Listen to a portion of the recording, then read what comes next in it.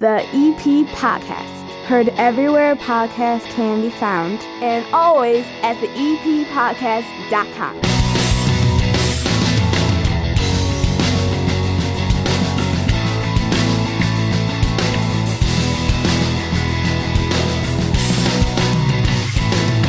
On this program today, return guest Lieutenant Ed Dunne from the Evergreen Park Fire Department, talking about smoke detectors and a special event for seniors here in Evergreen Park and services that are offered to all residents. And I'm headed to the barn at Sexton Park to hang out with the animals and talk with Mary Kay Nielsen, who runs that place. She's been on the show as well before. This time, though, she brings a rooster into the interview, and if you don't think I try to interview the rooster during the segment, you haven't listened to me on the EP podcast before, have you?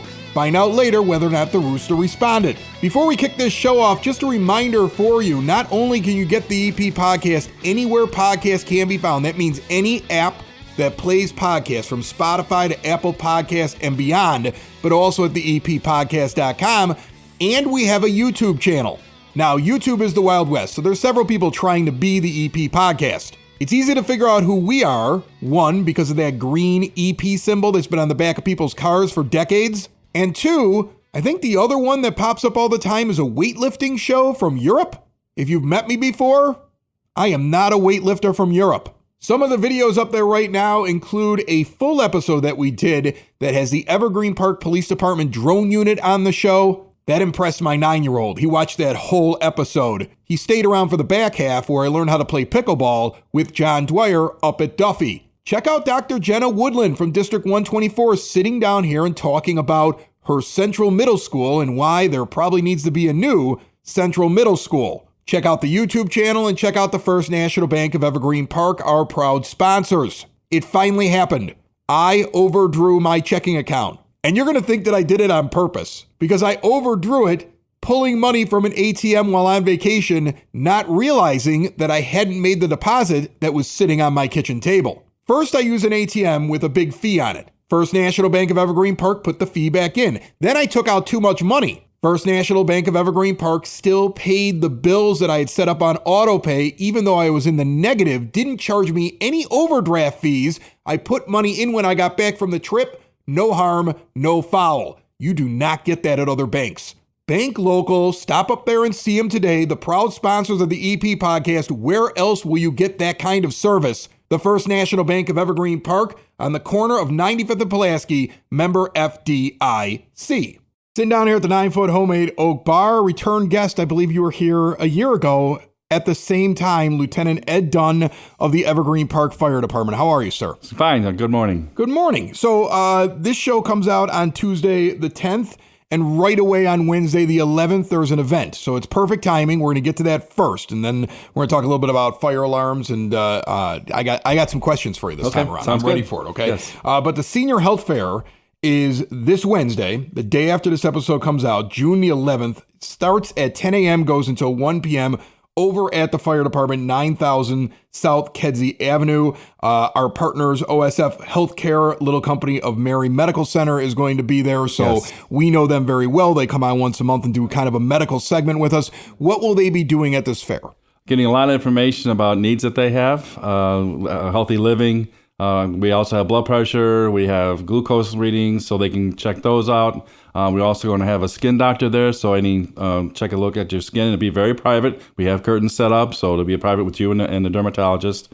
And I don't know. As I get older, I get less bashful. Oh, so I mean, there might be some seniors that will just be like, "I'll take my shirt off in the crowd." Right? I don't know about the ladies will be that. No, not them. Yeah. Yes, but we do have it, so it is private. There'll be a skin doctor looking, checking for mold, the skin molds, and that kind of thing. And then there's a bunch of information. The state police going to be the Cook County Police, state's attorney. So a lot of information that deals with senior scams and that. Our own police department. So there'll be a lot of information that has to deal with senior citizens living. Yeah. So first is it's take care of their health. It's get the screenings, do those things, and that's important. Exactly. And I would think that a lot of them are doing that, but some might not be, and it's a good idea to take a look.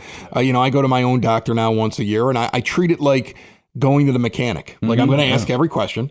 I want you to, change the oil, run the test, do this, do that, and then give it to me straight. Right. And what do I need to do to change? Exactly. And I started doing that about 5 years ago, and that's when I had the weight loss and took care of my blood pressure was getting high. I just went in. They're like, perfect.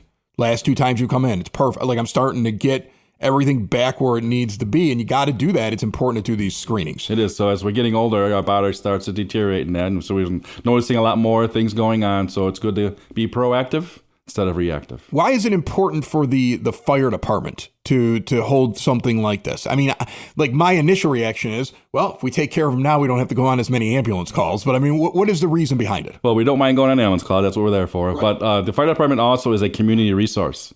So people who need health exams, people who need help, first aid classes, CPR classes, we're there as a community resource to help you have a better life. So that is and I take that very seriously because, again, where else can you go to get that type of training? So we're here as a community service to help our community be healthier and safer. You know, my uncle was a Chicago fireman. I stayed at the firehouse he was at once or twice. You know, I get the thing where they're like, oh, it's family, and I stayed over, and I got to slide down the pole and go on like a 2:00 in the morning call and play with the Dalmatian and all that good stuff. But what I noticed was every once in a while somebody would just walk up because they had a question, or they you know, how do I put in a car seat? How do I do, like, little things would happen. Do you get that over at your place as well? Yes, absolutely. Walk-ups are fine, but we'd rather have an appointment because then we can set up for and get ready for that, because there are some things that we have equipment-wise and manpower-wise if we're not training or if we're on calls, you know, we're not going to waste your time. So we prefer to call and make an appointment if you're going to do that. But yeah, we encourage walk-ups too. That's fine. We have no problem with that. So one of the things you might get questions about are smoke detectors, fire alarms, carbon monoxide detectors.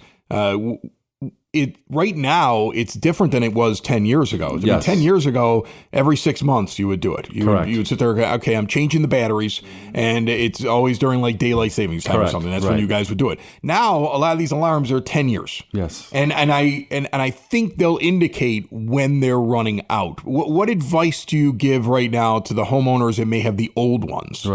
Right now, there is a date stamped on the smoke alarms. It's usually good for 10 years. It'll start beeping, and if it's a constant beep, intermittent beep, then you know that the batteries are going bad, number one, or number two, it could be the smoke alarm itself. Okay. So that's how we would know, is it gives a signal stating that if it's beeping, check the date on, take it down, take out and look at the date, and if it's 10 years or better, then we know we need to replace it. So those are the ones with those long-term lithium batteries. So are people still allowed to have the other ones in there? They can. They're, until they expire, whatever their date is expired, then yes, they can still have them. They can still use those. They don't have to remove anything Again, like that. You'll have to test it every 6 months like we've done in the past. But with these new ones, it's 10 years long life for the battery. So that will be a lot longer time where you wouldn't have to test it all the time. Are there differences? Like I always say fire detector, but in reality, it's a smoke alarm, right? They're always looking for smoke. The terminology always changes, what's the big word? It's smoke alarms now. Smoke alarms. All right. So where do I put these in the house? Here's what I have. You tell me if I'm wrong. Okay. I have them in higher points of the home because I want this. I figure smoke rises. Correct. So I want them up high. Yes. I have them next to bedrooms. Okay. Because that's where everybody's sleeping in the middle of the night. Feels like that's the most important place to have them. And the way that my house is set up, there is a kitchen in between where the bedrooms all sit. So to me, it's like, okay, this one is right here at the end of the kitchen, right by the bedroom door, up high. And then on the other side of the kitchen, right over the bedroom doors, there's 2 bedrooms right there, up high. That's where I have them both positioned. I've got one down here in the basement, especially because I got this big wooden bar. Yes. Figure if this goes up, I want it to go off immediately. Exactly. This is going to burn the house bright if it goes up one day. So, but those are locations that I have them at. Am I right? Am I wrong? Yes. No, you are correct. We don't want to put them like near the bathroom or the kitchen near the stove because, again, that could emit smoke, particles along with the steam from the shower. That will give you a false alarm. So we want to take them outside of those areas. Bedrooms are absolutely essential outside the bedrooms. If you can afford to put them in one inside a bedroom, that'd be even better. But that's a lot. You can do that. So if you've got a minimum budget, just outside the bedroom is exactly where we want to have them.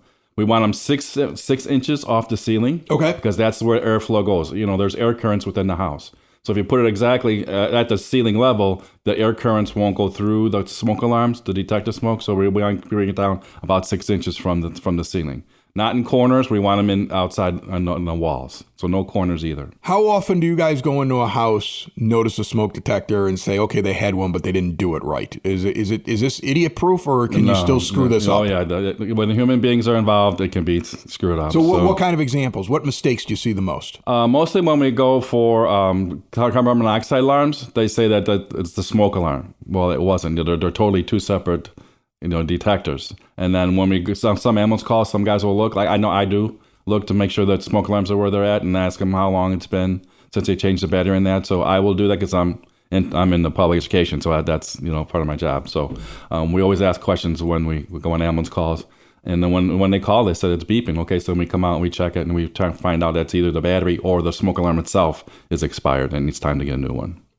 You mentioned carbon monoxide alarms. Yes. It was in the news in the last 6 months. Brent Gardner, big-time Yankees player for years, takes his family down, I want to say to Peru.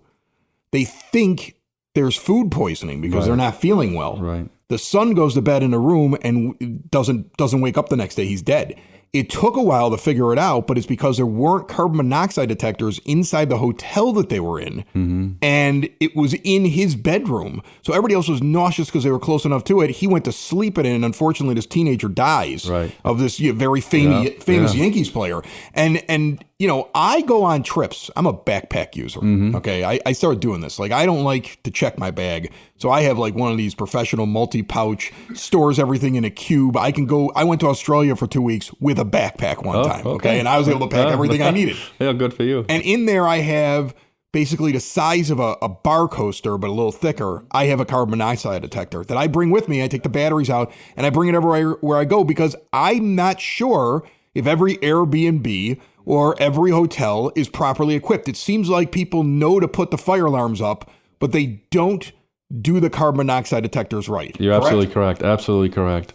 If you can carry one with you and have a hanger where the smoke alarm will go in the center of the hanger and you can hang it then, so then you have your covering. Because carbon monoxide is tasteless and colorless and odorless. So you'll never know if it's in the building or not until it's too late. You start having the symptoms, the headaches, the turning reddish. So that's the signs of carbon monoxide poisoning. Yeah. And if it goes too far, then obviously, bad things are going to happen. So yeah, it's a good idea if you do have a carbon monoxide alarm and bring it with you if you are going to be traveling. Because again, people just aren't ready for that. Do they get put in the same place? Because it's funny, the one that I have has a stand on it like you would put it on a nightstand. Yes. I've seen them where you plug them into a wall, but that runs on the floor. And then I have one that's positioned right underneath the smoke detector. Is there a level on the wall where those should be? Or is it because that gas basically fills the whole room, it doesn't matter as much? Carbon monoxide's weight, the molecules, are the same as air. Okay. So wherever the air currents are going, that's where carbon monoxide is going. So it doesn't make it if it's high or low where you put your smoke alarm. The best one is to have is one that has a digital reading. It gives you an actual number. Anything over 35 is letting you know that there's a problem with your gas appliance. So carbon monoxide is produced by gas appliance. When it's not burning clean, when it's dirty, the flame is blue. If you got an orange or a yellow, it's not burning correctly. Okay. So that's when carbon monoxide can start. So 35 parts per million and under. You can be in that for 8 hours, but it's telling you, hey, something's wrong here, and you need to investigate. Something's not right. Right. You gotta... So 50 parts, that means really something's not going right here. Anything over 100, you can't be in for any length of time. You need to really get out of the house and call the gas company or us, and we'll try to find the source so we can get the gas company out there to find out what gas appliance is not working correctly. I've met a lot of people who believe their fire alarm has that in there as well. They don't, do they? Not all of them. You have to read what you buy. Okay. Some can come together, but some do not. So you really have to read the packaging as to what you're buying. All right, yeah. I mean, the perfect example was my ex-in-laws. That guy would be like, Chris, I'm pretty sure. That's how he talked. Yeah. They were country. She was from West Virginia. Chris, I'm pretty sure it does everything. And I'm like, no, it doesn't. It just says smoke detector on. Yes. No, they'll get the carbon monoxide. That's when I started bringing my own. Yeah, because I figured this guy can die in his sleep, but I'm not dying in my sleep when I go visit him. Right. Right, because you can't taste it, you can't smell it. It just sneaks up on you. And like I said, you start having symptoms, there's something wrong. You got to get that checked. And it's just like, you could be thinking it's the flu when actually it's carbon monoxide poisoning. Does the fire department offer any assistance when it comes to these alarms, or is it just the advice you're giving me today? We're checking the appliances, the gas appliances, to see which ones. So we're going to try to pinpoint where the source is coming from. So then we can call the gas company, let them know, and they can come out and actually give us, yes, that is the source. Right. It doesn't need cleaning, doesn't need service. Do you need to get a new one? So we will advise the resident what needs to be done. Okay, and then when it comes to the smoke detectors and even those carbon monoxide alarms, is there any other assistance that you give except for, hey, this is where you should put these things, go out and buy them? I don't know if you have any kind of programs, or you'll check somebody's house, or if somebody has a question, do they call you? Yeah. Oh, yeah, absolutely. If you have a question, give us a call. We have no problem doing phone calls. We are starting a new senior citizens program, smoke alarm program for 65 and older. We'll have the information at the health fair, flyers for them to take. So we will come, 2 firefighters will come to the house, and we will, if you need them, we will install them, and we'll make sure that they're in the proper places for the smoke alarms. So if you do need them, we will come and we will install them for you. That's awesome. Yes. That sounds like a good there's program. There's some paperwork, but basically 2 firefighters. Oh, there's got to be paperwork. Yes, You're sending 2 firemen over to somebody's house. No, the lawyers got to get their hands in it too. So you got to make sure it's all done right. So we'll come and we'll set up appointments. So you call the firehouse, set up an appointment, and then 2 firefighters will come out and we'll install the smoke alarms for you. All right. That firehouse located at 9000 South Kedzie Avenue. Remember, on Wednesday, June 11th this week, 10 a.m. to 1 p.m., the Senior Health Fair, the 12th Annual Senior Health Fair. Lieutenant Ed Dunne, thanks again for stopping by. Thank you. Appreciate it. Building relationships, supporting the community, and service. These are the things that Country Financial stands for. They're more than just an office you may pass by as you drive through Evergreen Park. They're neighbors who lend a helping hand and support the fabric of your community, including charitable organizations, sports, financial education, and civic organizations. And since Country is already your neighbor, they want to get together and chat. Call your local Country Financial representative, Mike Thauer, today at 708-425-1559 to talk about the things that are important to you and how he can help you protect them.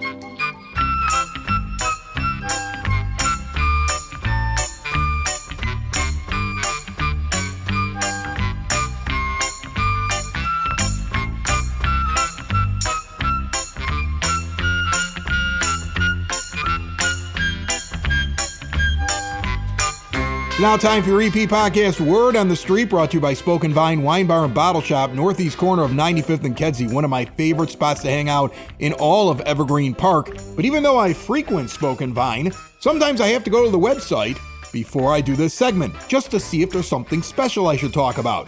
And I think you need to check it out. There's a picture of all the menu items on there. You don't believe me about the size of the homemade meatball plate? You're not sure about bacon-wrapped dates? You don't know what a pinza is and you want to check out the Sicilian or the margarita? It's all at SpokenVineWines.com. It's 21 and over, so if you want to get food for the whole family, you can order online for pickup. Or do what I do. I go up and drink a couple of glasses of wine and hang out with everybody, and then bring the food back later. Dad uses the old noggin. You can see it all at SpokenVineWines.com. The Office of Citizen Services is giving a one-day trip to Pullman National Monument on Thursday, August 14th. Pullman's a National Park Service museum. It's their newest, with an exhibit hall. You get a tour of one of Chicago's most historic neighborhoods. Your fee includes the deluxe motor coach, entrance into all the exhibits, lunch at Harborside Golf Center in Lake Calumet. It's all just $105. See more at evergreenpark-ill.com. The Youth Center has summer hours. They have begun 1 to 6 p.m. and it's open to students ages 10 to 18. Emergency form required, concessions available for purchase. The Evergreen Park Independence Day Parade is June the 27th. If any student from the age of 12 to 17 wants to walk with the youth department, just register by June the 20th. The EP Podcast will be up there on a float with the record shop on 95th. And when I say float, I mean fire truck with seating on top of it. We got hooked up by the First National Bank of Evergreen Park. They'll be there too.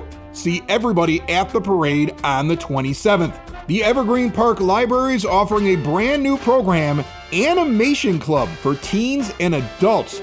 Kicks off on Monday, June the 16th. There's also a date in July and one in August for this group, 6:30 p.m.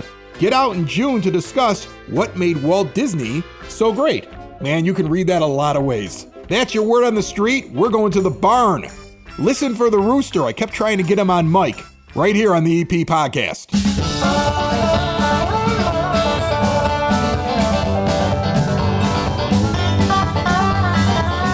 The EP Podcast at the barn at Sexton Park. Mary Kay Nielsen is with me. She's been on the show before. I think it's the first time we've shot inside of the barn. It's a little windy today. Yeah. And I've shown all the photos from outside, but I've got a few of them in this package. How are you? I'm good. And actually, I appreciate you being inside the barn, because one of the things I want people to know is that they can come into the barn. Yeah.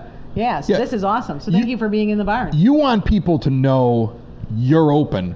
Stop by anytime. There's animals around. Like, first off, and this is a question that's burning inside of me since we got here, because I have my 9-year-old running around and my 19-year-old, right? And they have already held some bunnies, hung with some chickens, and there's a rooster here sitting here we're going to introduce in a moment. Is that the norm for anybody that comes to the barn, or am I getting special treatment? Nope, you're not getting special treatment. All my staff will do a walk and talk. So if you come into the barn, and we open for people at 11 o'clock till 4:30. Okay. Okay. So you walk in, and one of my staff is going to say, hey, how you doing? They'll say, do you need a walk and talk? Which is when we walk through and we talk to and we show you what animals and we let you pet. If the horses are around and all of that, you know, they're out in the pasture right now. So I'll ask people, do you want to walk and talk? Or, a lot of people just want to walk through and be kind of independent. Are there other options besides walk and talk, like beer and goat? Is that one of them? Wine and horse? Wine and horse? Goat. Wine and horse? Yoga and goat. I got meat goats though, so they're a little big. You got to be you got to have a sturdy, downward dog to do it with a meat goat. Now, if somebody does a walk and talk, they in the back, shh, quiet. We're doing an interview. Don't tell them to be quiet. If we come in here, you have some chickens in the back. Yes. And then you have roosters that are separated because they don't get along, which is amazing to me. You have two that live together. Then you have another one that's on one side. You have another one that's on the other side. You have temperamental roosters. This guy actually has a roommate. What is his name? So this is Nugget. Nugget. You named a rooster Nugget. Well, yeah, it's Nugget. Okay. I mean, you know what roosters are, right? How many nuggets would you make? Exactly. Actually, I refer to them as stock pot, crock pot, Instapot, and stew pot, because they are of an age where you would not be able to eat them without a long cook. Okay. Definitely. So any roosters that you eat, and you always eat a rooster, they're 6 to 8 weeks old. Okay. That's it. But you are edible. So he is edible. So shh, while we're doing the interview. Okay. No, he's got a mom here. Okay. Olivia, and no, he makes home visits and all that. Okay. All right. He's well taken care of. So what's his deal? Tell me a little bit about him. So this is Nugget and Sal, short for salmonella. Okay. You got cute names. They are brothers. They're Orpingtons, and they hatched. We got them in 2022. All right. Okay, and they're brothers. And then we have Rusty, who's a lover, not a fighter. Okay. And he was rescued from the Dan Ryan Woods. People let out their roosters. They don't want them. So he was raised probably just without any chickens around. You just say that so flippantly. Like people just let their roosters out when they don't want them. People have roosters? They take them to that's a known thing. And they let the coyotes eat them. Really? Yeah, sadly. Sadly. Yeah, you'll see that all the time. All right. It's on all the if you're on the right Facebook group. I guess so. See it. So he's a Dan Ryan rooster, and then you got one more of them out there. And then we've got Bo, and Bo's a little spicy, because Bo is young and what I call dumb. Okay. So he's a year old, and so he's got a lot going on and got a lot of hormones, but he'll settle down because that's the way these guys were when we got them. They slow down with age. Now in the morning time. Are they doing the thing that I've seen in cartoons? Are they cock-a-doodle doing? They do, and they do all waking up the neighborhood. So here's what they're doing. In the morning, it is obviously to wake up. Yeah. Okay, and they'll do it at sunset too, let you know that sun's going down. But they also do it during the day. That's just they're protecting their girls. They're looking out for, birds of prey. They're looking out for. You go back there like, I don't know that guy. He looks shifty to me. I'm shifty. I'm already trying to figure out how many nuggets you make. Don't trust me. So yeah, I mean that's they're just talking. They're like warning. They're doing their job. Talking. They are the men. As we were going men. That's what they're doing. As we were talking, a horse peeked in just to see what was going on. Realized it had nothing to do with the horse, and the horse left. So there's a lot of animals. Break down what you have here. 2 bunnies. I know those are relatively new. 2 new. New bunnies. Yes.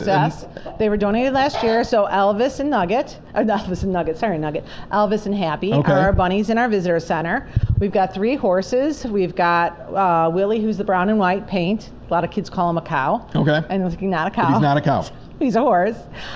We got Turkey, who is the bay out there, the big brown. She's an ex-harness racer out of Canada. We've got Ariel, who is the miniature horse, and people always think it's a baby, but she's 21 years old. She ain't no baby. Okay. And she's spicy. Mares are. And our horses are all seniors. So they go from 28 years old down to 21 years old. So Willie would be like an 82-year-old man. Turkey would be like a 64-year-old woman. Ariel would be like a 62-year-old woman. All right. Okay, so don't mess with them. I would not mess with any of those. And then you have goats, right? We have the 2 goats, Addison and Clark, right? And then we've got about 13 hens. We've got the 4 boys and the rabbits and 2 cats, Gus and Trey. You got a lot going on. And we got here. bees. It's a full-time thing, right? It's a full-time. Every day there's somebody here taking care of these animals. Every day. Every morning we have 2 crews. So we'll have a morning crew, an opening crew, and then we'll have a closing crew.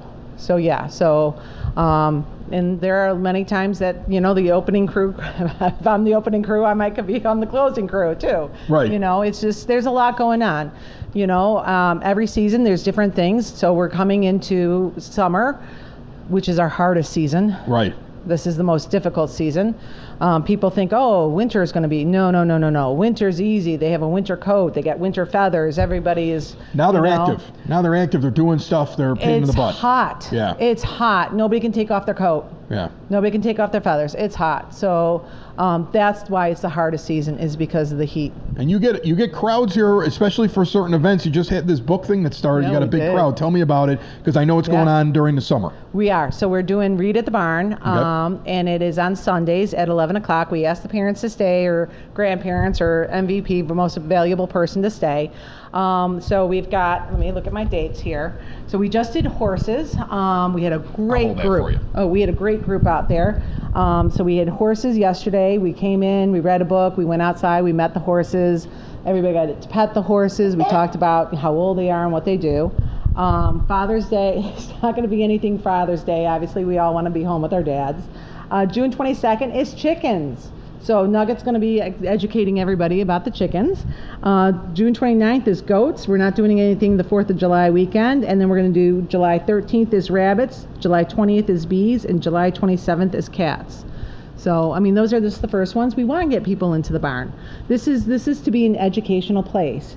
And so this is what we want. We want them to come out and learn. He looked like he had something to say, well, so that's why I was giving him the microphone. And then he just clammed up, like most of my guests. Right? Put a microphone. Everybody thinks they can do this. You put a microphone in front of them, and they just can't do it, can they? You can't, you little nugget. Oh man, I put some barbecue sauce on you. Do you know what he does? If you run, he chases you. I'm sure. And he does. In a nice way. And he jumps up on your boot. With those giant claws. He does a happy dance. I'll show it to you at the very end. He does a happy dance. He's a this guy is like everything. He's our ambassador. Okay. Yeah. So the book thing, main thing for the summer? Main thing for the summer. Yep. Yeah. We do. The library's got a couple things coming up here. I think the week after next, they've got a couple. We've got 2 things coming up. We teamed up with the library. One is about the bees, and one is bonfire. Because you have so much. You have bees here on the property. You're growing apples. People come pick apples and stuff. Yeah. Yes, There's a few things that you do here during the summer. I remember. We got our gardens out in front. Right. Straw bales. Yeah. There's a lot to do. Like I always laugh at especially the dads who will sit there and say, I gotta get in a car and drive to Indiana to go have nature time with the family, and they're complaining about it. I always go, why don't you just do it up the street here at the barn? Walk. It's at Sexton Park. You've got all this stuff right here for the kids and for the family. It's a lot of fun. They get a lot of interaction. They don't get the massive crowd you would get at a place like that. This is such a gem inside of Evergreen Park. It's definitely something to stop by. Walking around that pond, you know what? They cut down a lot of the reeds and everything in the spring and over the winter and everything. The bullfrogs. Yeah. The bullfrogs out there are the size of a dinner plate. They're beautiful. In the evening, you get the bats. Sit on a bench and watch the bats go over the little pond. Oh my gosh! And I don't know if you know this. I've never seen them until this year. The koi out there. Okay. There's a big koi. There's a ridiculous amount of wildlife right here. This is it. Yeah. At the barn. You don't have to go far. Yeah. Okay. You don't have to go far. 90 right off of 91st in California. Yep. If you've never been over here, check it out. Mary Kay is, I think, here all the time. She loves it. And then there's this guy here. And then there's Nugget. Thank you. No Thank you problem. so much Thank you for coming out. telling us all about it. And again, is it 7 days a week open? 7 days a week. Just stop in. 7 days a week. Pop in. Don't come in at 2 o'clock in the morning. No, they're sleeping. No. All right. But otherwise, I think the hours are pretty open. Say, hey, this is my first time. Yeah. Or, hey, I need to I walk just and want talk. to I want Right. to walk and talk, or I just want to. Right. Some people, it's a place of healing. Animals are very. Cat and a Coke. More walk and talk. Walk and talk. All right. Okay. Thank you, Mary Kay. Great. It's the EP Podcast. All things Evergreen Park. It's the EP Podcast. Evergreen Park.